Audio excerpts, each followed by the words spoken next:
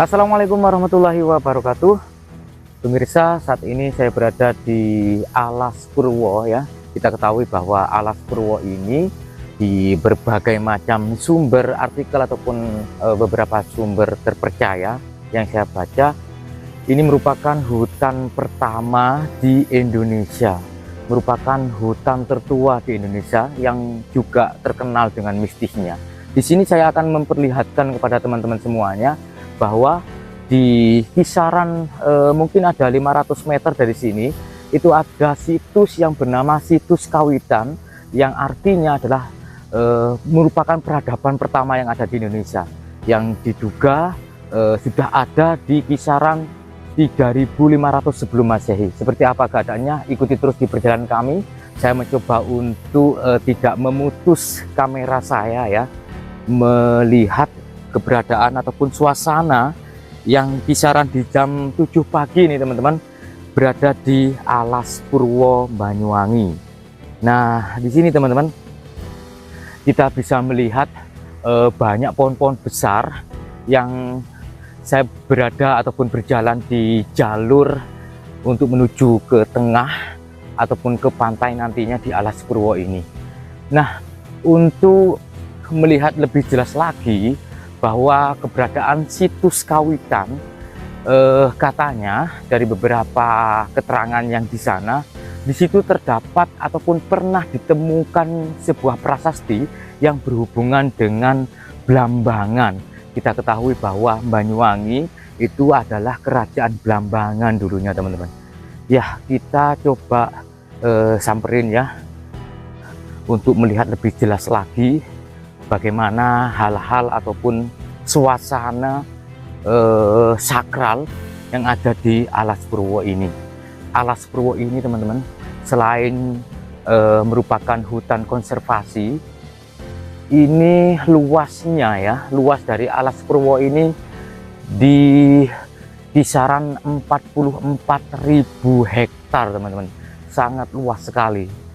Dan beberapa mitos-mitos tertentu di sini itu katanya juga tempat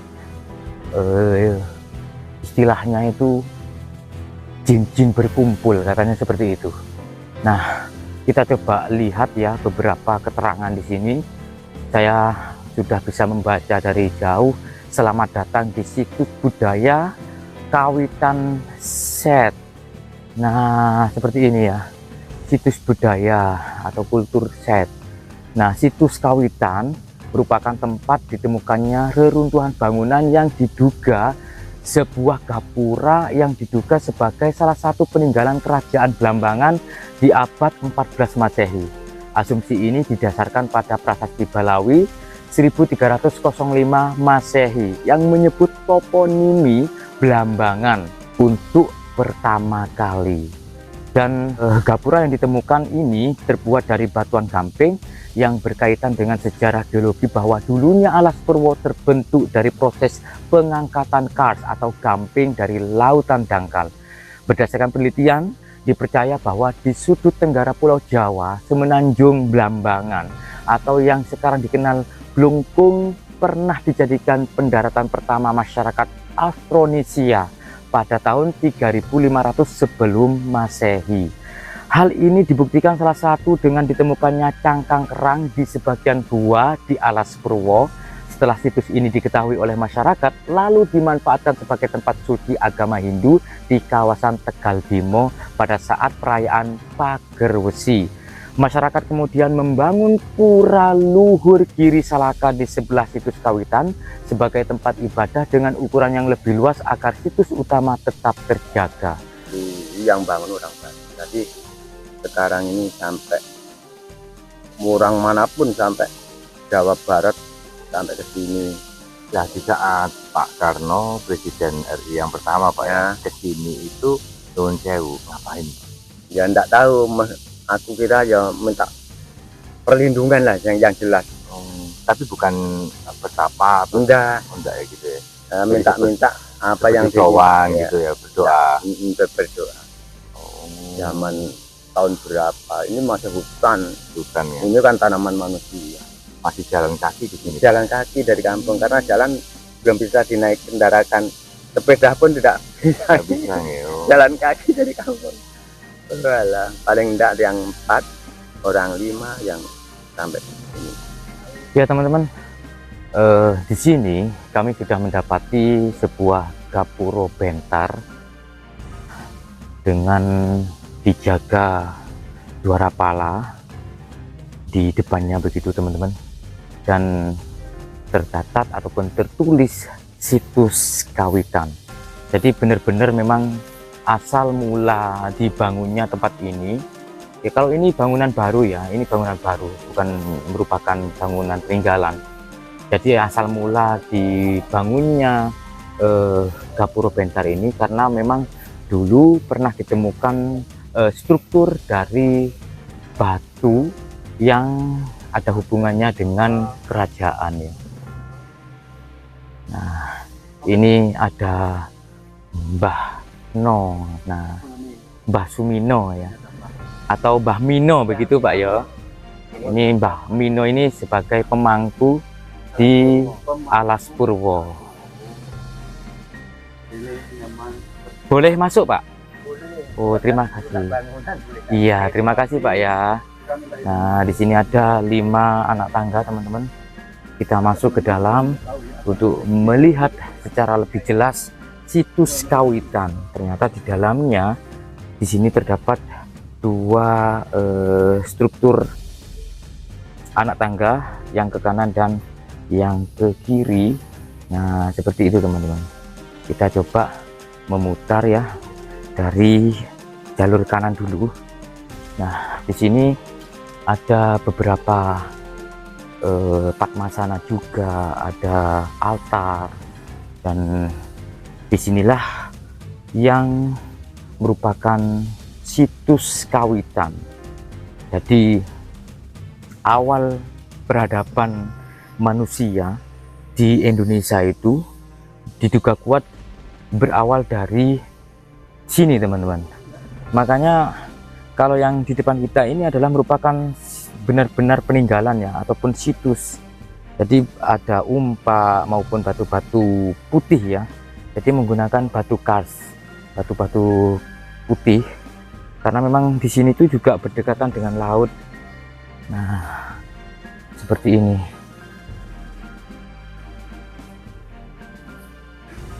Alhamdulillah saya bisa datang ke Alas Purwo ini, semuanya atas doa dari pemirsa semuanya, teman-teman, saudara-saudara semuanya, untuk memang benar-benar mengeksplor lebih luas lagi tentang hal-hal yang unik di Nusantara ini.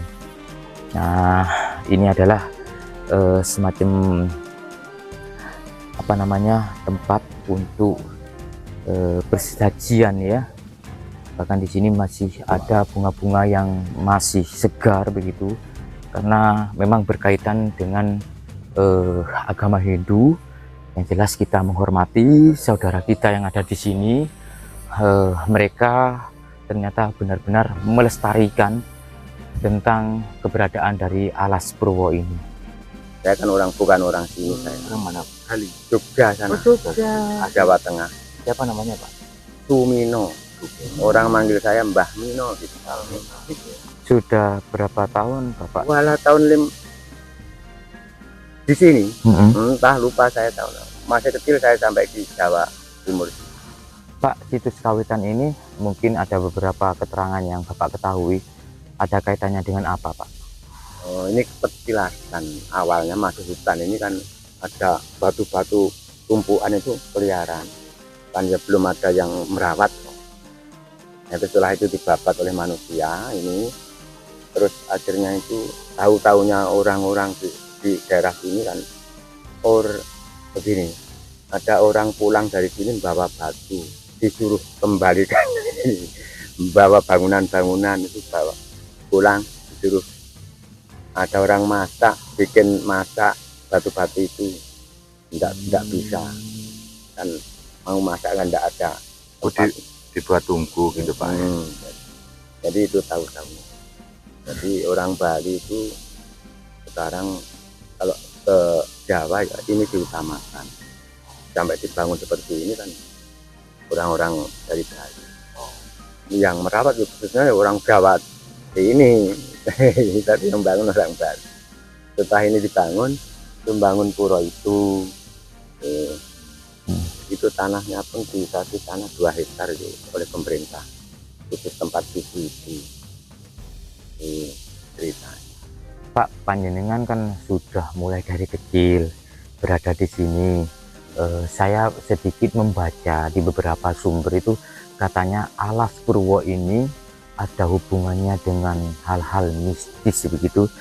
Untuk dari pengalaman Bapak sendiri itu pernah berjumpa apa di sini? Aduh, saya tidak bisa bilang seperti itu sulit untuk diceritakan. Yang tahu mah saya pun tidak pernah tahu apa yang diketahui orang, tapi orang-orang tahu sama saya kan gitu. Jadi saya malah tidak tahu sebetulnya. Ini banyak orang, banyak rumah di sini. Kalau dipandang lihat tidak kelihatan. Banyak rumah. Jadi dimensi gaibnya itu di sini merupakan perkampungan yang sangat ramai gitu. Ini kan terkenal ya. Daerah Purwo itu dari Jawa Barat, Jawa Timur. Namanya Purwo. Purwo itu wiwitan awal ya jadinya, karena dari mulai sampai sekarang itu masyarakat Bali yang pakai pengertian Jawa itu sebetulnya jadi ada kegiatan apapun masih ke Jawa. Jadi karena dulu asalnya orang Jawa, jadi kembali maksudnya seperti itu, kembali ke Jawa. Jadi selalu menghormati pada zaman kelahirannya, zaman kerajaan kan pelarian dari sana. Pak, mohon maaf, mitos ataupun pantangan-pantangan yang tidak boleh dilakukan di Alas Purwo itu apa saja, Pak? Waduh, banyak sekali itu. Yang tahu tuh urusan Pak PA di kantor sana, tahu alasan ya, apa yang mau digunakan tapi tidak diperbolehkan, banyak. Yang berkaitan dengan katakan dunia gaibnya lah. Apa saja Pak yang tidak boleh dilakukan Pak, pantangannya di sini Pak? Karena yang saya baca itu katanya itu kalau ada orang yang memanggil nama itu tidak boleh menoleh. Nah, salah satunya seperti itu. Contoh yang lain Pak, mungkin dari Bapak sendiri tahu. Kalau di situ sini ya? Iya. Ya, itu begini. Karena ini barang sulit ya, tidak bisa dibicarakan secara langsung karena kadang-kadang ada petunjuk kan gitu. Jadi petunjuk itu jarang orang bisa kasih tahu langsung dikasih tahukan pada semua manusia ini yang tahu ini yang melakukan biasanya seperti itu. Yang melakukan itu tidak bisa langsung ngomong secara jelas. Jadi sulit itu untuk diceritakan. Kalau kalian semua ingin tahu musim meditasi, aku kira bisa tahu. Itu yang tahu yang melaksanakan kan. Biasanya seperti itu. Yang tidak melaksanakan yang jelas.